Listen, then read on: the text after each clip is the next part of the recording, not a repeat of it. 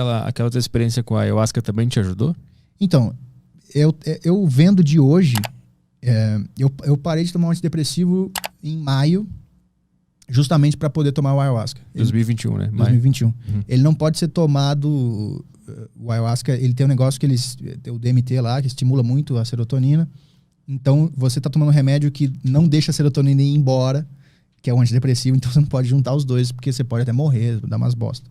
Então, eu parei de tomar um antidepressivo, fiquei lá quase um mês, e aí fui tomei o ayahuasca como uma medida, vendo hoje em dia, talvez até desesperada, de me salvar. Eu ainda tava, tipo, eu vou largar o remédio, mas é muito frágil ainda.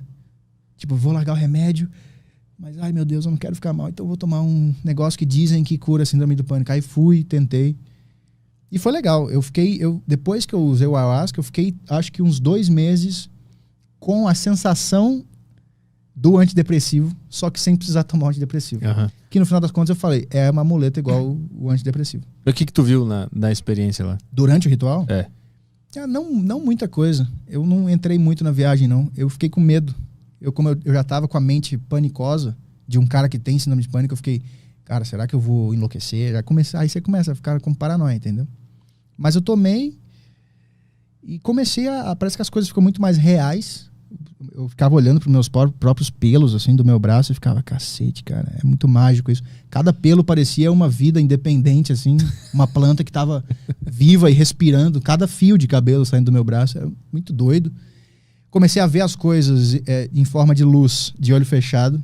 As pessoas que estavam no ritual também dançando. Eu tava sentadinho assim no meu canto olhando. As pessoas dançando, fazendo ciranda. As mulheres, né? Elas se juntam, se dão as mãos e ficam fazendo uma roda, assim, dançando e cantando. E eu de olho fechado conseguia ver. Eu abri o olho, elas estavam lá, e eu fechava o olho, elas estavam lá, mas tipo pinguinhos de luz, assim. E aí eu uma hora olhei pra mim mesmo, pra baixo, eu via as minhas mãos em forma de luz. Uma puta loucura. Eu tenho um lance que tu viu que tudo era um boneco de borracha, que todo mundo era um boneco de borracha. Isso aí é maravilhoso. Sim. E vou chegar lá. E eu olhei pra baixo, muito pra baixo, e vi o meu próprio... Olhei pro meu próprio coração. Será que eu consigo ver meus órgãos? E meu coração era uma lâmpada amarela que era muito forte e muito brilhante.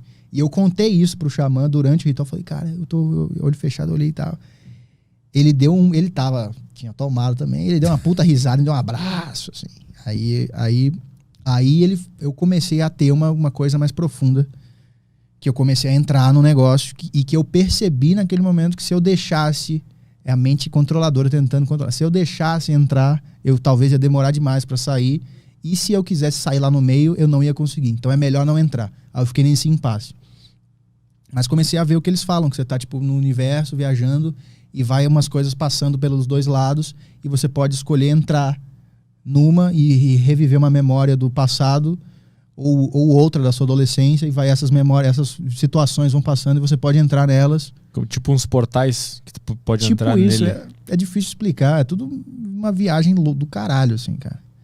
E eu não entrei, eu comecei a me sentir inseguro, e era um xamã e a esposa dele, um casal. E aí eu conversei com a chamoa, e falei assim, contei, tô me sentindo inseguro, não tô com coragem de ir. Ela falou assim, então não vai.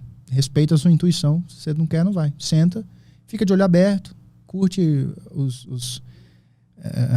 curte a beirada da água, sabe? A criancinha que em vez de ir no mar fundo e nadar, ela fica no rasinho com a aguinha batendo assim no pezinho e brincando. Eu fiquei brincando com os sintomas visuais de enxergar as coisas. Parece que tem mais dimensões. Parece que o ar tá uma coisa viva se mexendo. Você consegue meio que... É bem louco, assim. E aí, quando eu neguei essa viagem que tava me deixando inseguro e comecei a vivenciar de olho aberto as coisas físicas, os sintomas, eu comecei a achar tudo engraçado. Eu comecei a ver que o meu corpo parecia um boneco de borracha. Eu ficava pegando na minha pele, assim, puxando a minha pele e ficando, cara, isso é muito estranho, cara. Isso é muito estranho. A gente tá dentro disso aqui, é muito engraçado e muito estranho. E comecei a olhar para as pessoas, e as pessoas também eram uns bonequinhos de borracha, achando que elas eram aqueles corpos, mas elas eram só o que habitava aqueles corpinhos de borracha. E eu achava que o fato das pessoas não perceberem isso era muito engraçado. Que era tudo como se fosse um circo, uma palhaçada, todo mundo... Palhaçada no bom sentido, né? Não palhaçada de uma sacanagem, assim. Uma palhaçada no bom sentido, que as pessoas estavam só num palco. E aí eu fui e comecei a gargalhar descontroladamente. Foi a minha viagem de ayahuasca. Não vomitei, o pessoal falou, ó, você vai vomitar os seus traumas, não sei o que, você vai talvez ter diarreia. Eu não vomitei, não tive diarreia. Não viu seres também, que eles falam que... Não vi coisas relata, que não né? estavam lá. As coisas que estavam lá eu vi de maneira diferente. As plantas eram mais... Parecia que era mais viva. O meu próprio braço, as pessoas estavam... A vibe estava meio diferente, assim. Tinha uns ventiladores no teto, assim, que se eu focasse a minha visão nele, eu olhava direto pro ventilador, ele ia afundando, assim, ele ia ficando longe, assim. Mas o seu cérebro intoxicado, né, basicamente. Sim. Mas que tem gente que fala que vê seres Tem e eles se gente que comunicam, fala. né? E passam mensagem. Tem gente cacete. que fala. Eu cheguei a ver, cara. Tem uns negócios que são as... Putz, esqueci o nome. Meu. As mandalas. São os desenhos que eles fazem no chão e eles vão lá, antes do ritual, eles ativam essas mandalas como se fossem portais. E você entra nessa mandala. Ah, essa aqui é a mandala do emocional e do não sei o quê. Aquela ali é a mandala da terra. Então, se você é uma pessoa muito aérea e que está sempre pensando, você quer ficar mais grounded, mais aqui no presente e tal, vai ali. Aí tem umas plantas e uma coisa que era mais neutra. As outras eram um negócio meio... Tínhamos com pentagrama, entendeu? Eu não entrei. Aí... Ser o quê? O que era esse do pentagrama? Não, menor ideia. Nem quero saber e não quero entrar. Então, eles chamam de entidades e um cristão chamaria de um demônio. Uhum. Mas aí tem um portal que tu pode ir lá ver o demônio e falar com ele? Teoricamente. É? Quem gostaria de entrar nesse? Quem é que entrou nesse? Várias Quem entrou pessoas, nesse vai várias embora pessoas. do ritual. Era um teste Várias pra pessoas. filtrar as pessoas. Eu não sei nem se é muito legal ficar expondo. Ah, o fulano de tal entrou e aconteceu isso com ele. Mas, mas eu vi pessoas entrando e... Aí eu não sei até que ponto é uma crença que a pessoa achou que ia passar e aí entrou e realmente teve, que ela se autoconvenceu, ou se alguma coisa aconteceu ali, mas da pessoa começar a sair dela mesma e ter um tremelique, desmaiar e começar, entendeu? Caralho, que loucura. Depois ficar um tempão no chão, meio desmaiado, e depois acordar e falar, nossa, eu tô livre, tô me sentindo bem, livre agora, enfim. O cara entrou numa batalha com o demônio. Cara, uma batalha literal, porque teve um caso específico que a pessoa começou a ficar inquieta dentro dessa mandala e os dois xamãs tiveram que ir assisti-la, tipo, segurar pra ela não cair, não bater a cabeça. E teve uma hora que a pessoa começou a querer começar a falar com outra voz. E aí a xamã avisou isso antes de começar. Que tem obsessores. Se alguém mudar a voz, que eles aí, aproveitam apaga. esses rituais. Dá um mata-leão. Antes do ritual. A gente tem uns cacetetes aqui, pessoal. Se você falar com uma voz diferente, eu vou dar na cabeça. Não, tô brincando. Tem uns dardos tranquilizantes. De elefante. Falar assim, o cara sopra. Sossega elefante. Aquele de safari. Aquele de safari.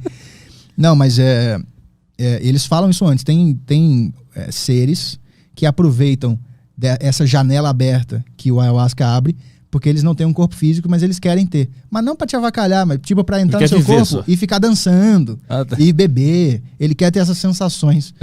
Só que aí ela não é legal porque a pessoa, que é a pessoa, Porque ele tem uma voz esquisita. fica lá no fundo. Tem a voz meio do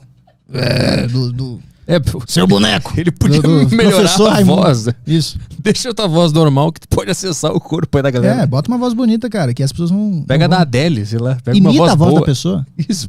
Se esforça. Se esforça. Você tem que adquirir o direito de entrar nesse corpo aqui. Aprende a falar português. Não fala nós vai beber cachaça. Aí ninguém vai perceber. Aí o cara vai vir com... soprar. Então, mas aí falando sério, essa mulher entrou e começou a falar com uma voz muito estranha e não queria sair, não saía. E aí eles estavam segurando ela pra ela não cair de cabeça no chão. E a xamã pegou uma espada, eu juro por Deus. Cortou o braço. Ela pegou uma espada e falou, eu ordeno com... Eu não lembro direito, porque eu tava muito doido também, mas isso não foi viagem, isso aconteceu. Sai desse corpo. Eu ordeno pelo bem de... Não, pela... De Thor. Autoridade do anjo não sei o que lá, de não sei o que, e fez um corte com a espada assim, atrás da mulher, quase como se tivesse alguma coisa segurando a mulher por trás, puxando ela. Caralho. Cortou de lado assim, cortou de frente, e aí a mulher foi e apagou. Apagou e ficou no chão uns 20 minutos. E ela, tá tudo bem, aconteceu isso, ficou explicando lá pra ela. E aí a mulher foi acordando aos poucos e ficou muito feliz quando ela acordou. Ficou livre, livre, eu sou livre. Caralho. Mas tu acha que isso existe esse outro mundo espiritual ou esse tudo o cérebro de todo mundo se organizando e criando metáforas pra se limpar? Entendeu o que eu quis dizer? Entendi e eu não faço a menor ideia. Mas tu que viveu, o que se tu tivesse que chutar? Na hora eu senti que existia tudo. Espírito. Na hora eu me senti um espírito que estava momentaneamente dentro de um boneco de borracha e que tudo era espiritual. Literalmente tudo está em evolução, até os minerais e as plantas, os animais, tudo tem um propósito, tudo tem um mistério por trás, tudo é muito raro e mágico e bonito. Eu tive essa sensação. E engraçado.